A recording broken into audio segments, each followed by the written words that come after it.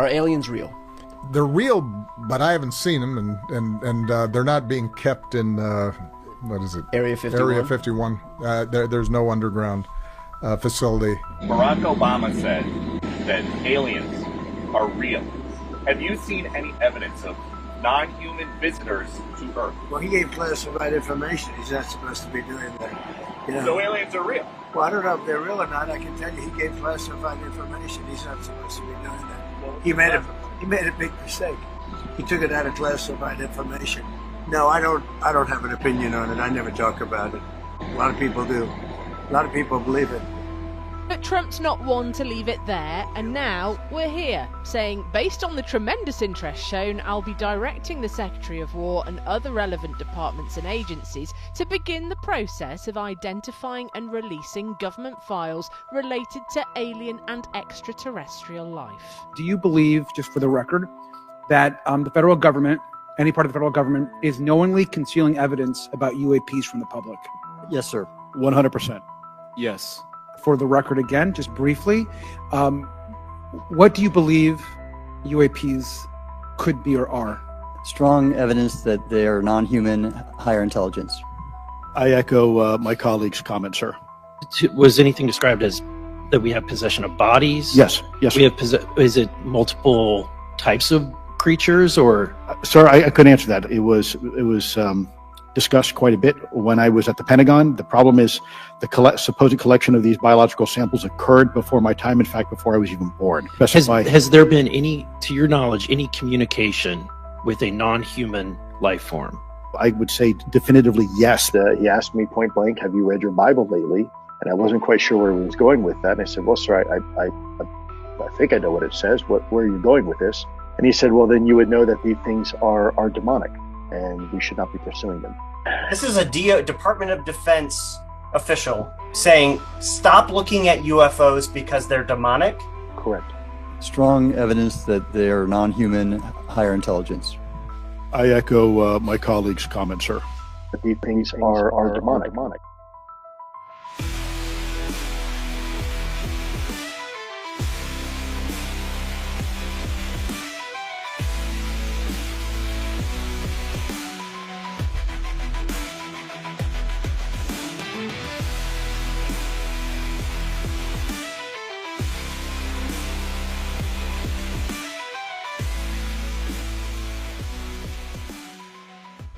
If you've got this gut-wrenching feeling that something big is about to happen, there's a reason.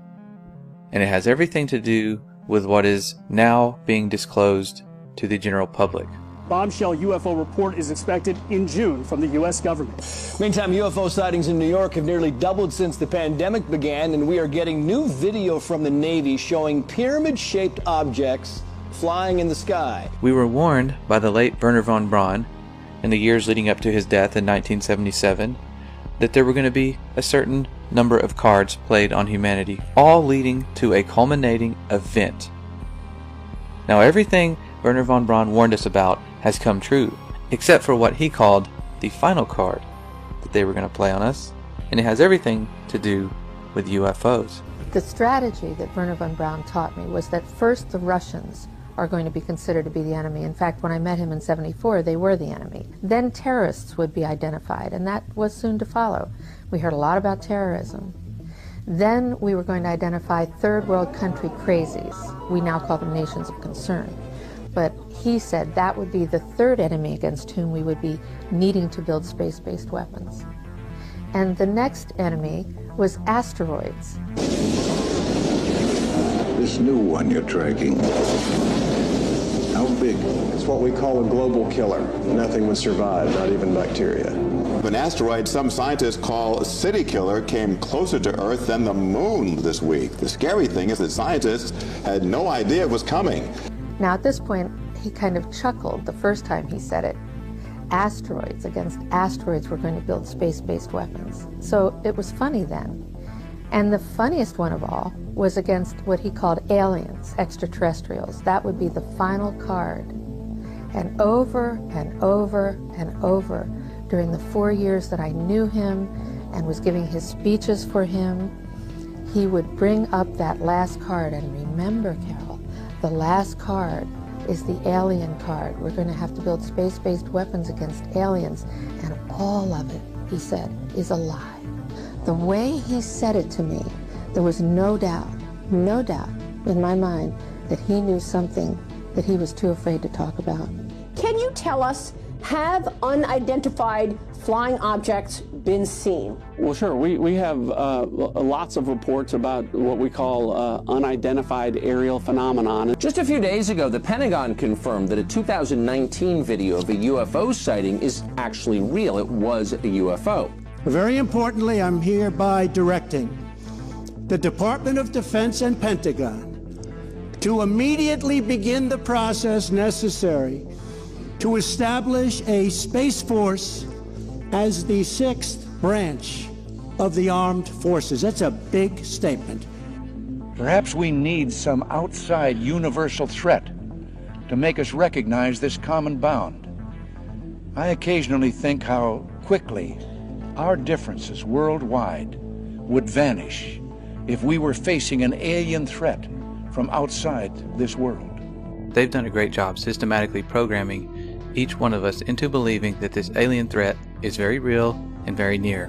But what they don't want us to realize is what ancient accounts actually say about these beings. Now, the idea that ancient aliens encountered mankind is very popular today. We've all seen these accounts of aliens bringing us great technologies and sharing all these secrets with us. But what they want you to forget is the actual origin of these ancient alien stories. They were never considered to be from outer space. They were considered to be fallen angels. Could we reinterpret the story of fallen angels as beings not from heaven, but from Mars? Accounts dating back thousands of years depict an angelic race of people coming down and sharing their technologies and their ideas with mankind, even producing offspring. But they want us to forget that and replace it with this idea of ancient aliens from space.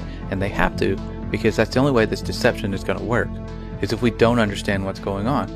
Now, if we look back at the origin of the modern alien abduction era, we'll see that it has a very demonic undertone. And look at this character right here, Aleister Crowley. He's out there in January through March of 1918 doing a series of magical experiments called the Elantra Workings, in which he is said to have opened a portal to another dimension, allowing an entity, I believe a demon, named Lamb, to enter through it. Now, this is the drawing that he made in 1918 of this character that he apparently had some interaction with. You know, if you look at this picture, it's curiously similar to something we might call an alien gray today in pop culture. So, you know, it doesn't take a whole lot of research on this character to realize he was into some really, really dark stuff. So why did I bring this up? This is, 1918 time frame. Well, you have this character who's very much a part of the early space program, Jack Parsons, who was basically a disciple, practically an heir apparent to Crowley and all of his activities. Well, supposedly, Crowley's portal was further enlarged by Jet Propulsion Laboratory founder and rocket fuel scientist Jack Parsons. Okay, this is the guy who was one of the founding members of JPL. It was a big part of NASA and the space program. And he's out there with Scientology and Dianetics founder L. Ron Hubbard in March of 1946 at a location that later became known as Area 51. They're doing all kinds of ceremonial sex magic, and they called it the Babylon Working. And it's very similar to the Elantra Working, based on ceremonial sex magic. But unlike Crowley, however, they were not as adept at opening and closing portals, and theirs apparently stayed open, and the modern UFO era began 1 year later in 1947, the same year Crowley died. So, this is all going on about the same time you've got Admiral Byrd going down there for Operation High Jump. And a decade later, we got the founding of NASA, and these are the characters, okay? Freemasons, Nazis, and occultists creating the space program.